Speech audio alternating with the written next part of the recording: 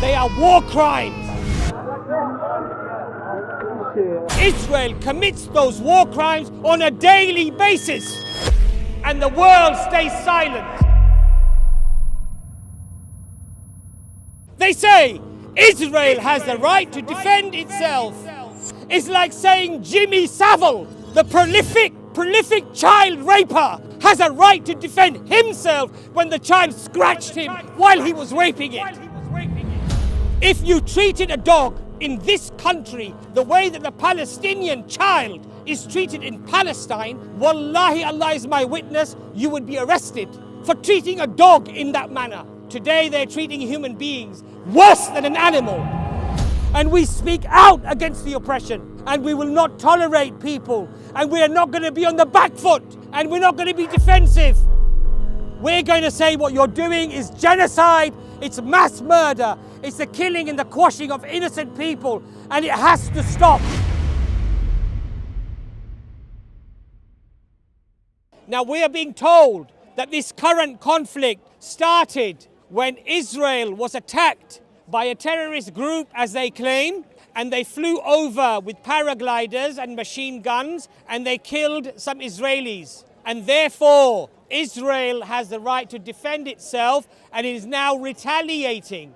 But what a lot of people don't realize, they don't acknowledge, and they don't know that this attack was not just an attack that happened, that instigated a response. In reality, the Palestinians have been attacked for the last 75 years of their existence. And that attack and that oppression has not ceased, and it has not stopped. This is not the catalyst as to the conflict that we see today. The clocks did not start when the rockets flew over from Palestine into Israel. The clocks did not start for this conflict when some paragliders flew in and shot some innocent Israelis. The conflict started way before. And if you look, even just a few weeks and a few months before the conflict, on the 18th of September 2023, before the current crisis, Save the Children reported that 38 Palestinian children were killed by Israeli forces just leading up to this conflict,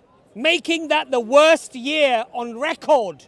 The worst year on record of killing innocent Palestinian children just before this current conflict. So don't be fooled when they tell you that Israel is retaliating. Israel are not retaliating. Israel has always been the aggressor. Israel has always been the instigator, the propagator. It is not the Israelis that are retaliating, but up to now, every retaliation is by the Palestinian people. So don't forget this, my friends. Don't let them persuade you that they are simply reacting to an offensive by the Palestinian people, when in fact they have been the ones who have been carrying out the offensives non-stop every day of the lives of the Palestinian people for the last 75 years. Under the United Nations Charter for the Human Rights, they regard Israel routinely commits war crimes to the Palestinian population, an innocent population that has no military, no navy, no air force, no army, and it attacks them mercilessly on a daily basis. Under the United Nations, my brothers and my sisters, not that I need them to quote to me as a Muslim as to what is valid or invalid, but according to their own charter, according to the very laws that they constructed, they said using excessive force, targeting of civilians, and disproportionate force are all acts and all crimes against humanity. They are war crimes, and Israel commits those war crimes on a daily basis. And the world stays silent, but we will not be silent. We will not stand by and let them mercilessly wipe out and commit genocide on a people. We will voice our opinions. We will voice what we have to say. And inshallah, there will be some amongst those who regard the Palestinians to be the perpetrators to hopefully be influenced by the information that is provided, not just here, but by the countless voices that are out there.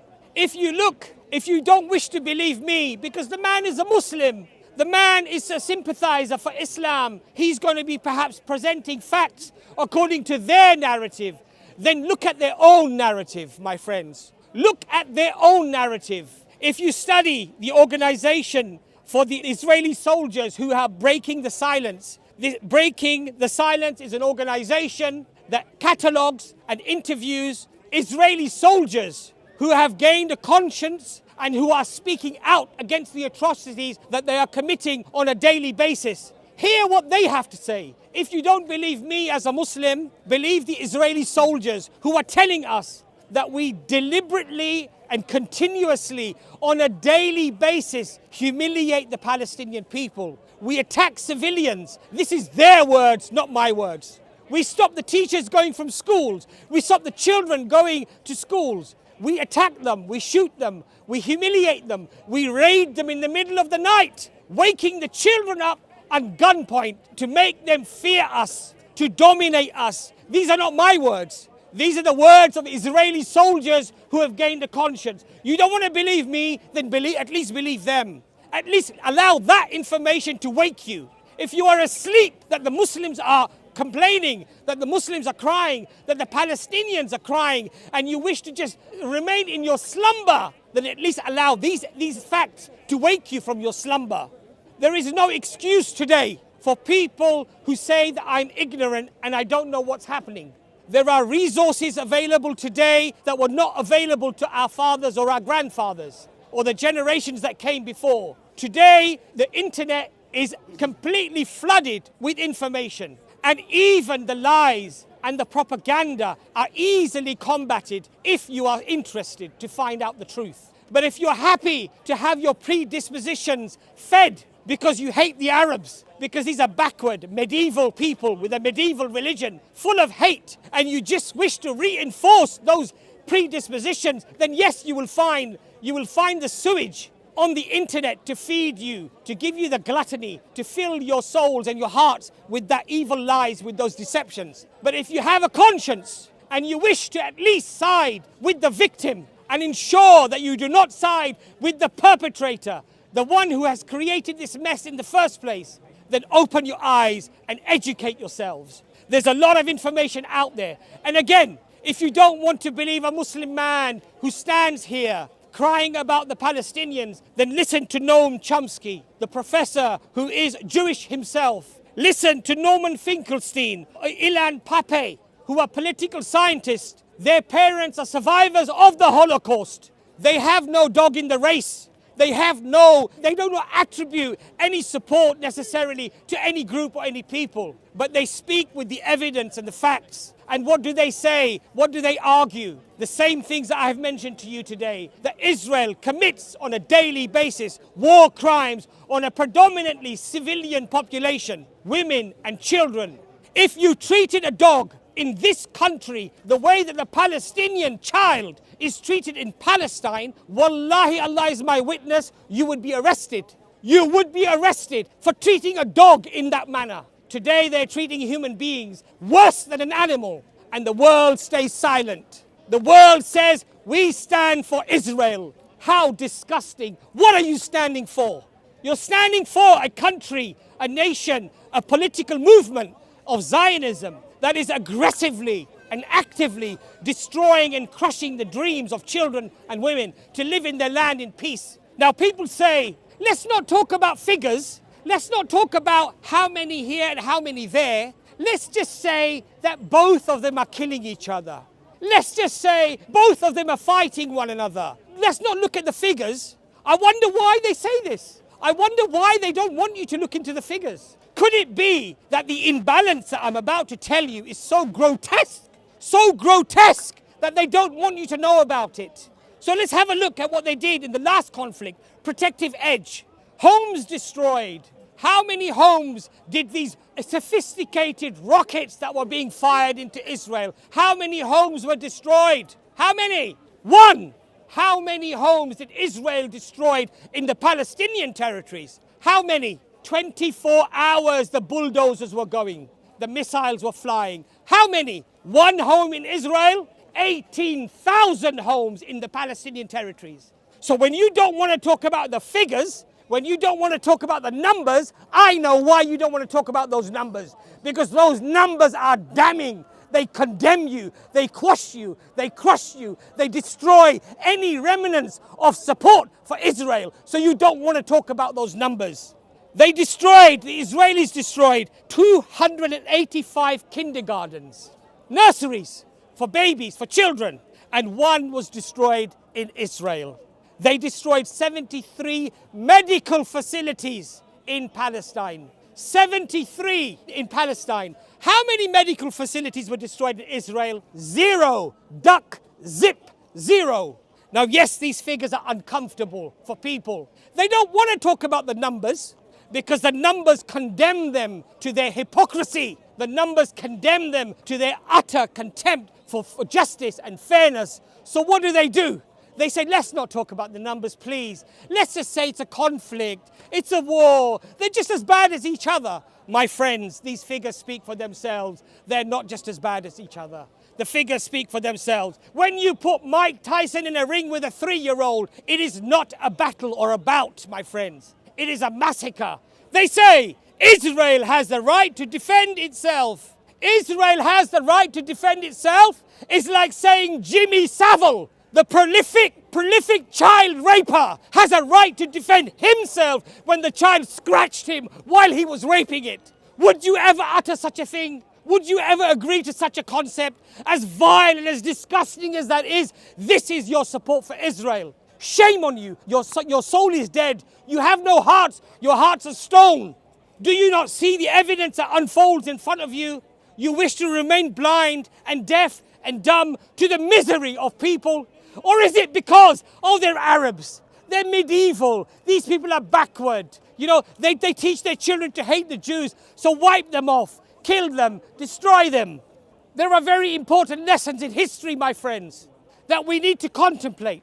And all those of you who want to hang the flag of Israel off your buildings and on your Facebook posts, just remember one thing, that in history, the supporters of tyranny are never remembered. They are disgraced, even by their own families. If you have a Nazi in your generation, your forefathers, you'll even change your surname. You don't want to be attributed to that scum. One of the other quotes that is very striking by Malcolm X is, if you're not careful, the newspapers will have you hating the people who are being oppressed and loving the people who are doing the oppressing. If you want to do something, then educate yourself. Become an activist. Speak out against it. Do things that you are allowed to do according to your religion, and don't overstep the mark. And one last message to my Palestinian brothers and sisters, that your resilience and your strength has strengthened our iman. This is dawah for us, because in light of the destruction, in light of the tyranny and the oppression, you are still saying Allahu Akbar. Allah is the greatest. And Alhamdulillah, praise be to Allah. You're showing thanks and shukr whilst your entire families have just been bombed and wiped out. You're picking up the pieces of your children and you're saying Alhamdulillah to Allah. You're being grateful, and as a consequence, that resilience is giving us strength as well. So Jazakallah khair to my brothers and sisters in Palestine, and know that your brothers and your sisters around the world are supporting you, and there will be a day when you will be freed, and there will be a day when the people who spoke against the oppression will be the ones who will be celebrated, and the maniacs, the psychopaths who have supported this by military means or even your words, then you will be forgotten. You'll be destroyed in history. Nobody will want to know you or attribute anything to you. Your own families will disown you and they will not want to know you. But the people who stood up and they spoke out against this oppression, those are the people that will be remembered. Those are the people that will stand in front of Allah subhanahu wa ta'ala on the day of judgment, and they will say, Ya Allah, I did whatever I could do. I spoke out. You told me there were 3 signs for iman, for belief. You said the first one was to stop it with my hands. I was incapable. I couldn't do that. The second one was that you speak out against it. And the third one was just feel that it is evil in your hearts. So Alhamdulillah, at least we do the first stage and we do the second stage. And we speak out against the oppression. And we will not tolerate people. And we are not going to be on the back foot. And we're not going to be defensive. We're going to say what you're doing is genocide. It's mass murder. It's the killing and the quashing of innocent people, and it has to stop. ah, ah, ah.